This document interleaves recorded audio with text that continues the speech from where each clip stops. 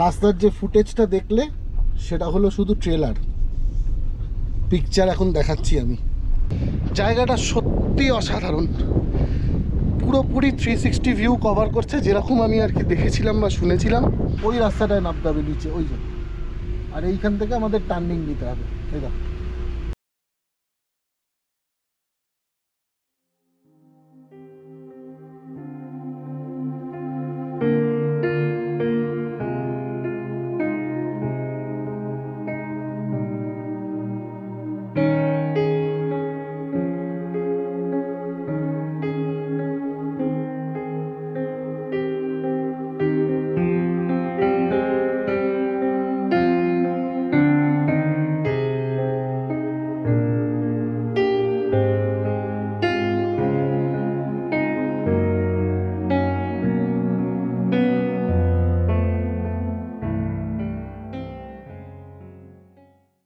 এই চায় গরম, অনি চায় গরম,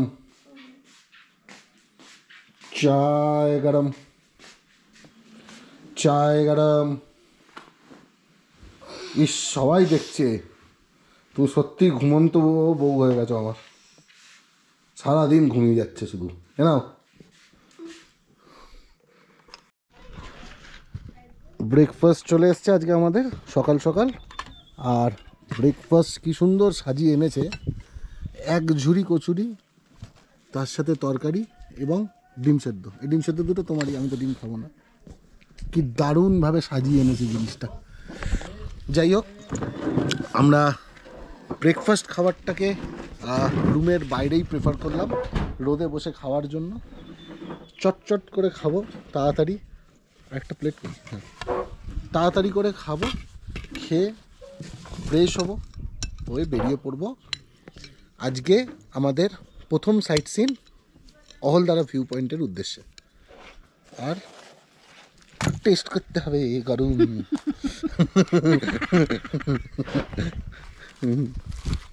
কথা বলতে বলতে হাত দিয়ে দিয়েছি। হেবি বড় বড় কচুরিগুলো।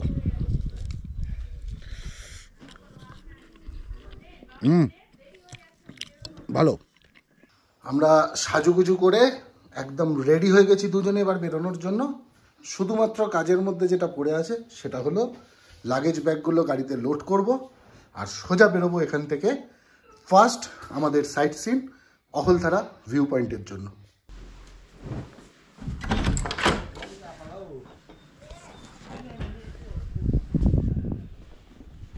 কিরণজি, বেরোবো এবার। সব গোছগাছ কমপ্লিট, গাড়ি পার্কিং আমাদের হোটেলের নিচের ওইখানটাতে করা আছে। শুধু গাড়িতে লাগেজগুলো লোড করবো এবার, আর কোনো সেরকম কাজ পেন্ডিং নেই। ও, কিরণজির ভাড়া পেন্ডিং আছে, দিতে হবে। তবে এই মানুষটা কিন্তু সম্পূর্ণ আলাদা, মানে খুব ভালো একটা এক্সপিরিয়েন্স নিয়ে আমরা যাচ্ছি এই মানুষটার কাছ থেকে। এতটা হেল্পফুল হয়তো এই পার্টের শুরুতে বুঝবেন না, যারা দেখছেন তারা আগের পার্টটা দেখবেন। রাত্রিরে ইনি আমাদের জন্য কি কি করেছে সমস্ত কিছু ডিটেলসে দেখতে পাবেন, না হলে আমি বলে আপনাদের বোঝাতে পারবো না। খুব ভালো মানুষ কিন্তু ইনি। Thank you sir. চলুন, পরে আবার দেখা হবে আপনার সাথে। জায়গাটা একটু শর্ট বলে আর কি ঘোরাতে একটু প্রবলেম, বাট এরপরে তো ঝলক अभी বাকি है, রাস্তার কন্ডিশন দেখাচ্ছি তোমাদেরকে এরপরে। ঠিক আছে কিরণ জি, आते हैं, अच्छे से रहिएगा। ঠিক আছে স্যার। চলুন শুরু করা যাক আজকের জার্নি মাথারার নাম নিয়ে। ওইখানে অনিশাকেও বসিয়ে দিয়েছি যাতে ফুটেজটা ভালো আসে। তবে রাস্তা দেখতে থাকুন, রাস্তার অবস্থা খুব ডেঞ্জারাস রাস্তা, কিন্তু আমি এক এক করে দেখাচ্ছি আপনাদের। এই দেখুন অবস্থা, সাইডের পুরো শার্প টার্ন, গাড়ি ব্রেক মারলে স্কিড করে যাচ্ছে, এমন অবস্থা রাস্তার।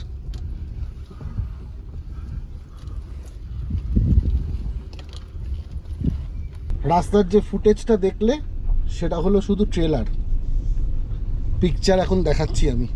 কি কি পেরোতে হবে দেখো শুধু, রাস্তার কন্ডিশনটা, অবস্থা দেখো গাইস। বাইরের দিক দিয়ে দেখাই, দাঁড়াও। এই দেখো সিন,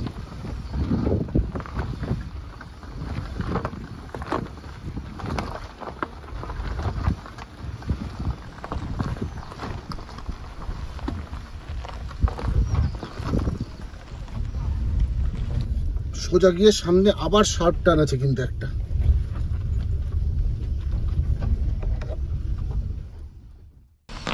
গুড জব তুমি বড় আবার দাঁড়া।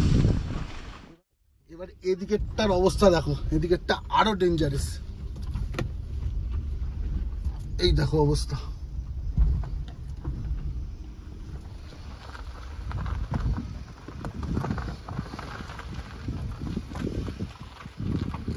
আর এদিক দিয়ে গিয়ে রোডটা এরকম টার্নিং করে ওই দিকে যেতে হবে, আর ওই নিচে নামবো হচ্ছে আমরা।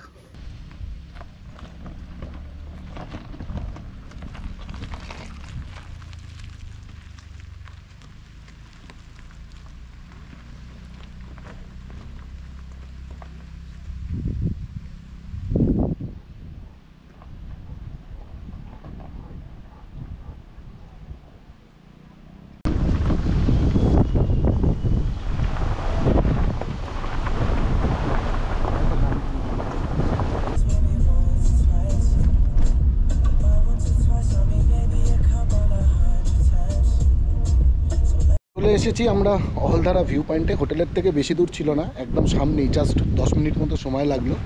আর এই হচ্ছে অহলধারা ভিউ পয়েন্টে যাওয়ার রাস্তা। এখানে একটা সাইনবোর্ড দিয়ে রেখেছে কোনটা কোন দিকে যাওয়ার জন্য। এখান থেকে 300 মিটার হচ্ছে অহলধারা ভিউ পয়েন্ট। তাছাড়া শিটং, বিরিক, কার্শিয়াং, দার্জিলিং, শিলিগুড়ি সমস্ত কিছু যাওয়া যাবে এই রাস্তাটা দিয়ে। আর অহলধারা ভিউ পয়েন্টে ঢোকার জন্য কিছু মনে হয় एंट्री फीस लगे। भैया एंट्री फी कितना करके है? वीडियो करने से कोई प्रॉब्लम नहीं है तो? अच्छा एंट्री फी कितना करके है गाड़ी ले जाने के लिए? 50 रुपया। 1 मिनट ये लीजिए।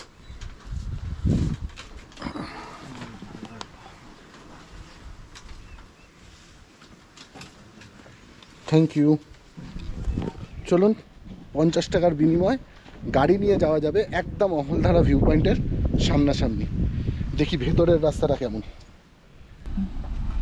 শুরু করছি জার্নি অহলধারা ভিউ পয়েন্টের উদ্দেশ্যে। এবার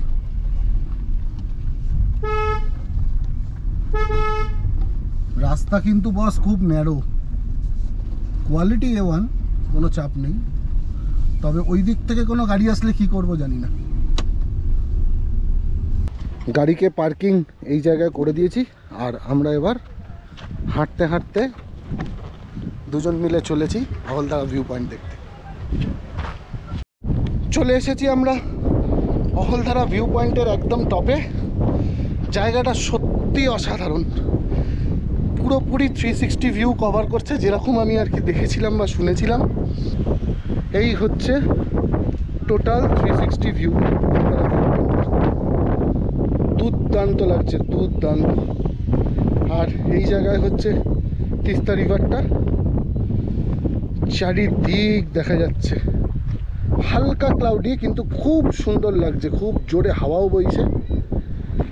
ওই সামনে দূরে এই জায়গাটাতে একটা ফুড স্টল আছে, কেউ কিছু খেতে চাইলে ওখান থেকেও খাওয়া যেতে পারে। এছাড়া এই হচ্ছে পুরো অহলধারার 360 ভিউ। দুর্দান্ত দুর্দান্ত, কোনো কথা হবে না ভিউ। আর অহলধারা ভিউ পয়েন্টের ঠিক ডান দিকটা, মানে এই সাইডটাতেই আছে কিন্তু রবীন্দ্রনাথ ঠাকুরের সেই মুখের কারওয়ালা পাথরটা, মানে যেটাকে দেখলে মনে হবে যে রবীন্দ্রনাথ ঠাকুর বসে আছেন। যেমন এইটাকে ধরা হয় ওনার মাথা, এটা ওনার টিকালো নাক এবং বাকিটা মুখ। এই দেখুন।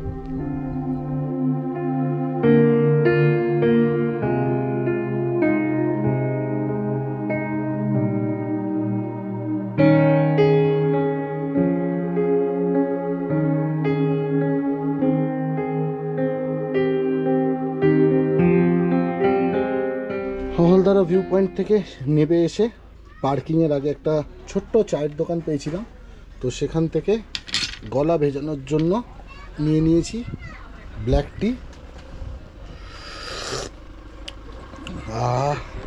এলাচ ফেলাচ দিয়ে বানিয়েছে তো খুব সুন্দর। ঘোড়ার সাথে একটু চা না হলে ব্যাপারটা ঠিক জমে না, মানে সেই ইয়ো ভাবটা ঠিক আসে না। তাই আর দেরি করবো না, এখানে চা খাবো, পার্কিং থেকে গাড়ি পিক আপ করবো, করে এখান থেকে এখন সোজা যাব নামথিং পোখরি লেক নামে কিছু একটা জায়গা আছে, সেটাকে এক্সপ্লোর করতে চলে এসেছি আমরা এখন নামথিং পোখরি বায়োডিভার্সিটি হেরিটেজ সাইটে। আর এখানে আছে কেনার জায়গা আমি দেখতে পেয়েছি, আমি তখনই বলেছিলাম কাজ করার সময় কেনার জায়গায় দেখো, ওগুলো এমনি সাজিয়ে রেখেছে, কিচ্ছু বিক্রি হয় না। ওই হনুমানজি জয় হনুমান জ্ঞান গুণ সাগর জয় কপি তিন লোক জাগর দেখো। আচ্ছা আচ্ছা আচ্ছা আচ্ছা আসতে এই আগে হনুমানজিকে প্রণাম করো, তারপর কিনবে। এইখানে আছে একটা হনুমানজির মন্দির। আর এইটা হলো অ্যাকচুয়ালি নামথিং পোখরি। পোখরি শব্দের অর্থ এনাদের কাছে হচ্ছে মনে হয় লেক বা পুকুর এরকম কিছু। তো বর্ষাকালে নাকি এই জায়গাটা পুরো জলে ভর্তি থাকে, যেহেতু এখন গরমকাল জলও শুকিয়ে গেছে, আমরা তো এমনি শুকিয়ে যাচ্ছি কলকাতায় থেকে। জায়গাটা মোটামুটি ভালো, চারিদিকে ঝাউবনে ঘেরা, সুন্দর জায়গা। ব্যাস, যে যার ধান্দায় চলে গেছে, এবার পয়সা খরচার পালা। কি পেলে? দেখে আসি ভেতরটা। চলো চলো, ওই দিক দিয়ে বেরিয়ে যাওয়া যায় শিলিগুড়ি। গাড়ি এখানে আছে, গাড়ি আমি পরে আনিয়ে নেবো। চলো, কোথায় যাচ্ছ তুমি এদিক দিয়ে?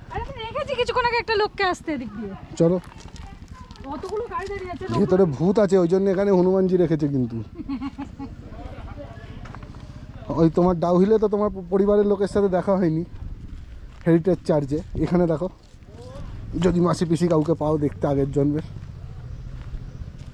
হ্যাঁ, এই জায়গাটায় না অ্যাকচুয়ালি দরকার 4-5 জন বন্ধু, একটা মাদুর বিছিয়ে আড্ডা মারবো। আমি আছি তো, আড্ডা মারবো, আমি আছি, অন্য কিছু না, শুধু আড্ডা, গল্প করবো।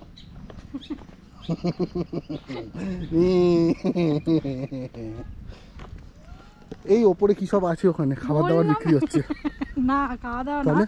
আমি দেখো একজনকে, অতগুলো গাড়ি দাঁড়িয়ে আছে, কোথায় গেল? কোথাও না কোথাও তো আছে, এখান ছাড়া আর কোথায়? কিন্তু জায়গাটা দেখো কি সুন্দর, চারিদিক গাছগাছালিতে ঘেরা, সূর্যের আলো কিন্তু পড়ছে, মানে রোদ পড়ছে না, ছায়া চারিদিক। একটু কোলাখাম টাইপের, মানে একই জিনিস আর কি, মানে একটু অন্ধকার অন্ধকার। হ্যাঁ, ওই নেওড়া ভ্যালি দেখি। চলো ওপরে কি আছে। ওপরে যাবো না নিচে যাবো? ওপরে ওপরে, ওপর থেকে তো নিচ দেখতে পাবে, নিচ থেকে ওপর দেখতে পাবে বোকা।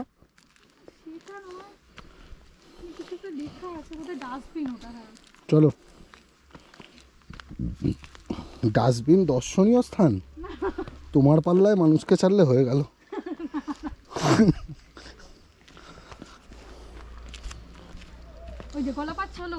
হ্যাঁ, ঝর্ণার জলের মতো। ওঠো চুপচাপ। আরে সত্যি কথা বলছি, এখনো পারছো না কানা? ওই দেখো নিচে দৌড়াদৌড়ি করছে। ও রানওয়ে তাহলে এটা। এই উনি এখানে হাঁক দিয়ে এসছে লোকে। না না, হ্যাঁ গো, আরে দেখ লোকজন এসছে, এখানে কিচ্ছু নেই, এমনি ঘুরে বেড়াচ্ছে সবাই ঝাউবনের ভেতরে। এত ভালো লাগছে না, কনসাবাড়ি গিয়ে কি করব? দেখি চলো। আরে সুযোগ হেঁটে হেঁটে দেখবো, কিচ্ছু দেখার নেই। দাদা ভেতরে কিছু দেখার আছে? শুধু মন্দির, আর কিছু নেই তো? ও আচ্ছা, পেয়েছি ইনফরমেশন, শিব মন্দির আর সিংকোনা বাগান। হ্যাঁ, এখনো উঠে চলেছি, অনেকটা রাস্তা কিন্তু শিব মন্দিরের উঁচুতে। চলো, তাহলে আর কলকাতায় শিব ঠাকুর থাকতো না। আচ্ছা, এইখানে সিংকোনা গাছের প্ল্যান্টেশন করা আছে। চলো দেখি।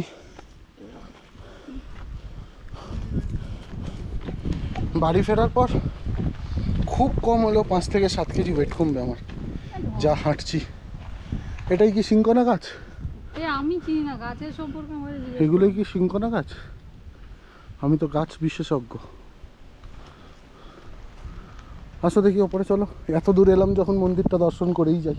হ্যাঁ, আমি দেখছি এখানে কিছু দেখা যাচ্ছে না। আসো, ওই ওপরে যেতে হবে, ওই ওপরে, ওপরে কিছু একটা আছে, ওখানে ফ্ল্যাগ ঝুলছে। জয় মাতা দি। বৈষ্ণব দেবী গেলে একটাই কথা বলবো, জয় মাতা দি। না সিরিয়াসলি, তবে ওখানে কি বলো তো, ওখানে রাস্তাটা খুব ভালো। হ্যাঁ, ওই জন্য তো কোনো অসুবিধা হয় না, আমি গেলে পারি। কে বলেছে কতটা রাস্তা, কোনো আইডিয়া আছে তোমার? ঠিক আছে, রোগায় যাবো। বম ভোলে। ওই তো এসে গেছে মন্দির। হ্যাঁ, ওই তো দেখতে পাচ্ছি, ওই যে মন্দির।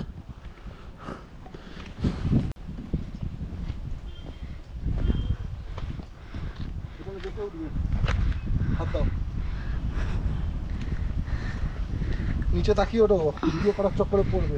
ওই ধপ করে আওয়াজ পড়লে একটু পেছনে তাকাবে।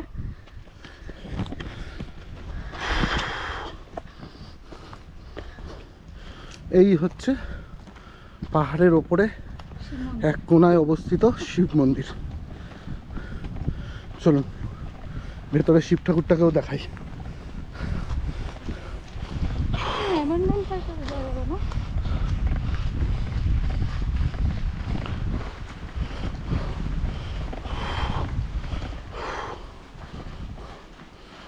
এই হচ্ছে মন্দিরটা। এখানে আছে শিব ঠাকুর, এদিকে আছে গণেশ ঠাকুর। খুব বড় সুন্দর মন্দিরটা। খুব বেশি প্রচলিত নয় কিন্তু। বম বলে এখানেও শিব ঠাকুর একটা মূর্তি আছে এদিকটা, দেখেছি তো গণেশ ঠাকুরের পাশে। চলুন এবার গাড়িতে উঠবো আর এগোবো আমাদের নতুন হোমস্টে, কি নাম ভুলে গেছি, হিলি ড্রিম হোমস্টের দিকে। আমরা মোটামুটি চলে এসেছি হিলি ড্রিম হোমস্টের সামনাসামনি একটা জায়গায়, কিন্তু বস এখানকার রাস্তা ওফ, মানে কালঘাম ছুটিয়ে দিচ্ছে, এত খারাপ। শিটং 3-এ ছিল রাস্তার কোয়ালিটি খারাপ, আর শিটং 2-তে হচ্ছে, দাও ক্যামেরাটা, শিটং 2-তে হচ্ছে রাস্তা পিচের ভালো রাস্তা, কিন্তু অত্যাধিক নিচু, অত্যাধিক। এই দেখো আমি বাইরে দিয়ে দেখাচ্ছি, দেখো এই দেখো, মানে গাড়ি ফার্স্ট গিয়ারে যদি ইঞ্জিন ব্রেকিংয়ের ওপর ছেড়ে দিই তাতে 30-35 উঠে যাচ্ছে পিকআপ। এই দেখো অবস্থা, ওই রাস্তাটায় নামতে হবে নিচে ওই জন্য, আর এইখান থেকে আমাদের টার্নিং নিতে হবে। এই দেখো, বুঝতে পারছো কি না জানি না ক্যামেরায়, বাট বিভৎস কার, বিভৎস। এই দেখো ওঠার সময় যা ফাটবে সে আমিই জানি। এই হলো আমাদের শিটংয়ের দ্বিতীয় দিনের হোমস্টে, হিলি ড্রিম হোমস্টে। আর ওইখানে গাড়ি পার্কিং পেয়েছি, তো ওইখানে গাড়ি লাগিয়ে দিয়েছি। রাস্তাটা কতটা তীক্ষ্ণ এইখানে দেখলে কিছুটা বুঝতে পারবে। এই সাইড থেকে আমরা এলাম ওই উঁচু থেকে, এদিকে একটা অন্য কোনো রাস্তা যাচ্ছে। আপাতত হোমস্টের ভেতরে যাই আর দেখি রুমের কোয়ালিটি কীরকম।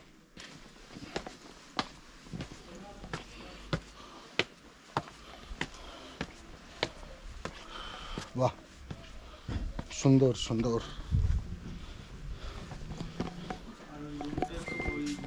আপনার সাথেই ফোনে কথা হচ্ছিল না আমার, রেজিস্ট্রেশন এখানে। রাস্তার অবস্থা খুব খারাপ দাদা, যা না ভালো ওপর থেকে।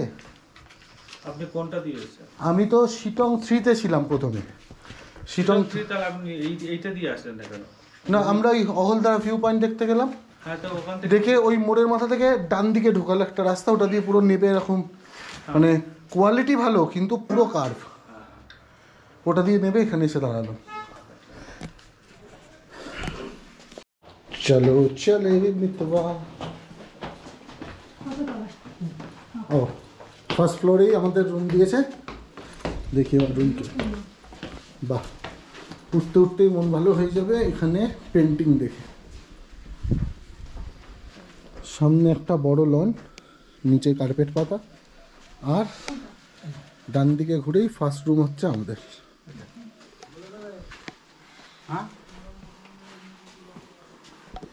কারেন্ট আছে তো দাদা? হ্যাঁ। বাহ, এই হচ্ছে টোটাল আমাদের রুমের ভিউ। বেশ সুন্দর, সুন্দর না? বেশ সুন্দর, একদম টিপটপ রুম। একটা বিশাল বড় খাট, তার সাথে আলাদা দুদিকেই পেন্টিং, মানে ওয়ালপেপার লাগানো, ওপরে ফল সিলিং, স্পটলাইট, পর্দা, বসার জায়গা একটা, আমি এখানে এই একটা প্রথম চেয়ার, হোমস্টেতে এত ভালো একটা দেখলাম। এত ভালো একটা, এই যে এত ভালো একটা ব্লগার, আমার কথা বলছি, আমি ফার্নিচারের কথা বলেছি। না আমি আমার কথা বলছি। ওপরে স্প্রে আছে, বেরোয় কিনা জানি না। আর বাথরুমটা দেখি, বাথরুমটাও বেশ বড়ই আছে, ওয়েস্টার্ন কোমোড, গিজার ফেসিলিটি আছে, বেসিন, শাওয়ার, কল, সমস্ত কিছু দিয়ে পরিপাটি করে সাজানো কিন্তু এই রুমটা। আপাতত লাগেজগুলো সব সেট করি, করে বাম্পার খিদে পেয়েছে, নিচে রেস্টুরেন্টে যাব আর দেখব লাঞ্চে কি কি ব্যবস্থা করেছে। তবে ভিউটা তো দেখানোই হয়নি, ভিউটাও কিন্তু বেশ ভালো আছে। এই দেখো, এই হচ্ছে হোমস্টে থেকে বাইরের ভিউ, সামনে ভ্যালি, এদিকে একটা উঁচু পাহাড়, আর এই হচ্ছে মেন রোডটা। বেশ ভালো ভিউ আছে এখানকার। এদিকে রাধাকৃষ্ণের পেন্টিং, হিলিডে হোমস্টে লেখা, সব মিলিয়ে কিন্তু সুন্দর হোমস্টে। চলে এসছে আজকে আমাদের এলাহি আয়োজনের lunch, homestay hilly dream homestay. শুরু করছি এক এক করে কি কি মেনু দিয়েছে দেখুন দুপুরবেলা। এক হচ্ছে একদম গরম ধোঁয়া ওঠা ভাত, এদিকে আছে আলু ভাজা, স্যালাড, এদিকে ডাল, এটা কি জিনিস, এটা হচ্ছে ঘি, ডবল ডিমের এগ, মানে ডবল ডিমের কারি, পাঁচমিশালি তরকারি, রাই শাক, আবার চাটনি। প্রচুর কিছু মেনু, প্রচুর কিছু। এবার শুধু টেস্ট করার পালা। দিয়ে শুরু করব, সেটা হলো ঘি, তার সাথে অল্প লাগবে আমার একটু নুন, আর সাথে লাগবে পেঁয়াজ আর একটা কাঁচা লঙ্কা, ব্যাস। এই যে এখানে, আহা, গরম ভাত, তার মধ্যে ঘি আর কাঁচা লঙ্কা পেঁয়াজ, সেই ব্যাপার একদম।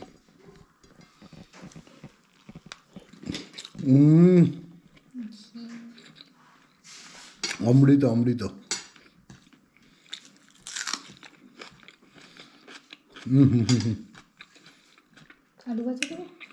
সব খাবার ঘিটা শান্তি করে খেতে দাও।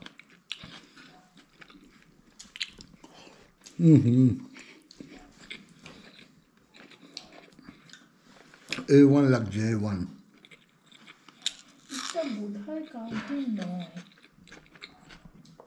বাকিগুলো খেয়ে নিয়ে দেখছি আজকের বাকি টাইমটা কি প্ল্যান করে কাটানো যায়।